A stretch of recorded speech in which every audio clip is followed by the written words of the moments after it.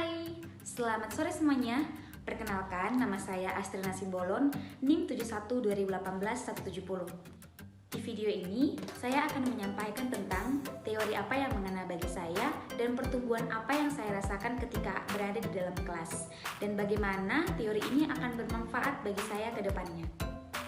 Dalam proses belajar virtual di kelas Telkom, teori yang paling mengena bagi saya adalah prinsip-prinsip komunikasi oleh Profesor Dedi Mulyana. Prinsip-prinsip komunikasi ini memiliki 12 prinsip, yaitu prinsip yang pertama adalah komunikasi adalah proses simbolik. Artinya, manusia berkomunikasi dengan menggunakan lambang atau simbol-simbol yang diberi makna dan digunakan untuk menunjukkan sesuatu lainnya berdasarkan kesepakatan kelompok atau masyarakat. Prinsip yang kedua adalah setiap perilaku mempunyai potensi komunikasi. Dalam hal ini, tidak berarti semua perilaku itu adalah komunikasi. Namun, komunikasi terjadi bila seseorang memberi makna pada perilaku orang lain ataupun perilakunya sendiri. Contohnya, saat kita melihat orang cemberut, bersedih atau tersenyum, maka kita akan menafsirkan sesuatu terhadap perilakunya itu. Contohnya, saat dia tersenyum, kita akan menafsirkan bahwa dia sedang berbahagia. Kalau dia cemberut, mungkin dia sedang bersedih dan mengalami sesuatu hal. Prinsip yang ketiga adalah komunikasi memiliki dimensi isi dan hubungan. Komunikasi meliputi dimensi isi atau kandungan makna yang dikatakan secara verbal. Sedangkan dimensi hubungan ialah menunjukkan bagaimana cara mengatakannya yang juga mengisyaratkan bagaimana hubungan para peserta komunikasi. Seperti contoh kalimat, "Aku benci kamu," tetapi diucapkan atau dikatakan dengan nada yang menggoda. Mungkin sekali justru artinya bukan itu, atau malah arti yang sebaliknya atau arti yang lain. Prinsip yang keempat, yaitu komunikasi berlangsung dalam tingkat kesengajaan. Komunikasi dilakukan dalam berbagai tingkat kesengajaan. Ada tingkat kesengajaan yang rendah, yaitu komunikasi yang tidak disengaja. Contohnya, ketika seseorang sedang melambung dan ada orang lain yang sedang memperhatikannya. Dan kemudian tingkat kesengajaan yang tinggi, yaitu tingkat kesengajaan yang sudah disadari dan benar-benar direncanakan. Contohnya, saat orang akan berpidato. Prinsip yang kelima adalah komunikasi terjadi dalam konteks ruang dan waktu. Pesan komunikasi yang dikirimkan oleh pihak komunikan, baik secara verbal maupun non-verbal, disesuaikan dengan tempat di mana proses komunikasi itu berada. Contohnya, percakapan-percakapan yang lazim kita lakukan di rumah, di tempat hiburan seperti lelucon atau acara televisi tentang mobil, perdagangan, sepertinya kurang sesuai jika dilakukan di konteks atau tempat peribadahan. Dan juga seandainya kalau mau menghubungi dosen atau orang penting, sepertinya harus memperhatikan waktu dan keadaan pada saat itu. Prinsip yang keenam, yaitu komunikasi melibatkan prediksi peserta komunikasi. Ketika orang berkomunikasi, mereka meramalkan atau memprediksi efek perilaku komunikasi mereka. Dengan kata lain, komunikasi itu terikat oleh aturan dan tata krama. Artinya, orang-orang sebelum berkomunikasi secara sadar sudah berpikir atau memikirkan strategi tertentu berdasarkan bagaimana orang yang menerima pesan akan merespon. Prinsip yang ketujuh adalah komunikasi bersifat sistemik. Komunikasi memiliki sistem internal dan sistem eksternal. Sistem internal ini adalah seluruh sistem nilai yang dibawa oleh individu ketika ia melakukan komunikasi. Nilai-nilai ini diperolehnya dari lingkungan sekitarnya, contohnya keluarga, masyarakat, kelompok agama, kelompok suku, lembaga pendidikan, dan tempat-tempat lainnya. Sedangkan sistem eksternal terdiri dari unsur-unsur dalam lingkungan di luar individu, termasuk kata-kata yang dia pilih untuk berbicara atau mengisyaratkan sesuatu. Contohnya, saat kita memiliki teman atau memperhatikan sikap teman kita memiliki kebiasaan yang buruk, kemudian kita berpikir bagaimana cara menasihatinya agar tidak melukai hati dan perasaannya. Untuk itu, secara eksternal kita sampaikan nasihat kita dan perkataan kita kepada teman kita agar dia berubah dan berproses untuk mengubah sikapnya. Prinsip yang kedelapan, yaitu semakin mirip latar belakang sosial budaya, semakin efektiflah sebuah komunikasi. Contohnya, kesamaan dalam hal tertentu, misalnya agama, suku, budaya, tingkat pendidikan, dan tingkat ekonomi, hobi, atau hal yang sama lainnya akan mendorong orang-orang untuk semakin tertarik dalam komunikasi itu, hingga pada akhirnya komunikasi itu bisa menjadi dekat dan efektif. Prinsip yang kesembilan adalah komunikasi bersifat non-sekuensial atau tidak berurutan. Dalam hal ini, proses komunikasi bersifat sirkuler, dalam arti tidak berlangsung satu arah, melibatkan respon atau tanggapan sebagai bukti bahwa pesan yang kita sampaikan itu diterima dan dimengerti.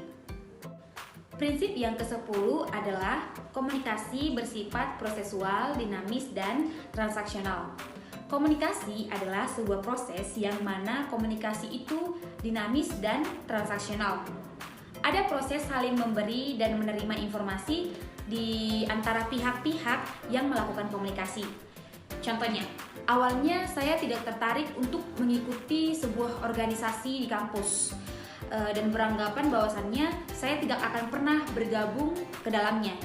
Akan tetapi setelah teman saya datang kepada saya dan menjelaskan tentang organisasi tersebut, saya terpengaruh dan saya menjadi tertarik untuk mengikuti dan bergabung. Kemudian prinsip yang ke-11 yaitu komunikasi bersifat irreversible. Artinya, pesan yang disampaikan lewat komunikasi tidak akan ditarik kembali. Setiap orang yang melakukan proses komunikasi tidak dapat mengontrol sedemikian rupa terhadap efek yang ditimbulkan oleh pesan yang dikirimkan.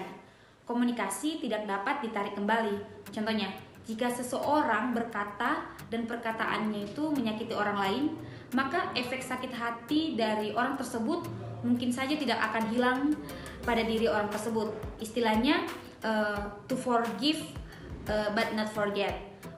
Artinya orang itu bisa saja memaafkan kita, tapi perbuatan kita susah untuk dilupakannya. Prinsip yang terakhir yaitu prinsip yang ke-12 adalah komunikasi bukan panacea untuk menyelesaikan berbagai masalah. Artinya komunikasi bukan satu-satunya obat mujarab yang dapat digunakan untuk menyelesaikan masalah. Banyak persoalan dan konflik antara manusia memang disebabkan oleh masalah komunikasi. Namun, komunikasi bukanlah panacea atau obat mujarab yang dapat digunakan untuk menyelesaikan semua persoalan atau konflik yang terjadi. Karena mungkin persoalan atau konflik tersebut berkaitan dengan masalah-masalah struktural. Demikian 12 prinsip-prinsip komunikasi menurut Profesor Deddy Mulyana. Sekarang yang menjadi pertanyaan adalah, mengapa teori tentang prinsip-prinsip komunikasi ini yang paling mengena bagi saya? Seperti yang kita ketahui bahwa komunikasi adalah salah satu elemen penting dalam kehidupan manusia sebagai makhluk sosial. Artinya, komunikasi tidak bisa terlepas dari manusia. Manusia selalu berkomunikasi baik secara verbal maupun nonverbal. Di dalam berkomunikasi, ada banyak hal-hal penting yang harus diperhatikan. Artinya, saat berkomunikasi tidak hanya memperhatikan diri kita, tetapi juga orang lain yang sedang berkomunikasi dengan kita. Bagi saya, sangatlah bermanfaat untuk mengetahui dan mempelajari prinsip-prinsip komunikasi ini untuk menghindari kesalahpahaman dan penafsiran yang salah dalam berkomunikasi. Artinya, sebelum kita berbicara atau berkomunikasi, ada baiknya kita berpikir terlebih dahulu, memperhatikan tata krama dan aturan yang berlaku sebelum bertindak, agar kita tidak membahayakan dan mencelakai diri kita maupun orang lain. Nah, prinsip-prinsip komunikasi ini memberikan saya banyak manfaat yang berkelanjutan, baik dalam proses belajar di lingkungan kampus, di lingkungan masyarakat, atau dan gereja suatu saat nanti. Melalui prinsip komunikasi ini, saya diajarkan untuk bisa memahami dan mengerti dengan baik lawan bicara atau orang-orang sekitar, dan juga aturan-aturan yang penting yang berlaku dalam masyarakat. Prinsip komunikasi ini menurut saya menambah wawasan dan mendidik saya untuk siap berada di lingkungan masyarakat. Bahwasannya banyak hal yang harus saya perhatikan, baik dari segi bahasa, tutur kata, perilaku atau perbuatan, dan konteks kita berkomunikasi. Sebelumnya terkadang saya itu berbicara tidak memperhatikan konteks atau keadaan di mana saya berada. Contohnya saya suka berbicara dengan nada yang keras, tertawa terbahak-bahak tanpa memperhatikan lingkungan sekitar saya atau di mana saya berada.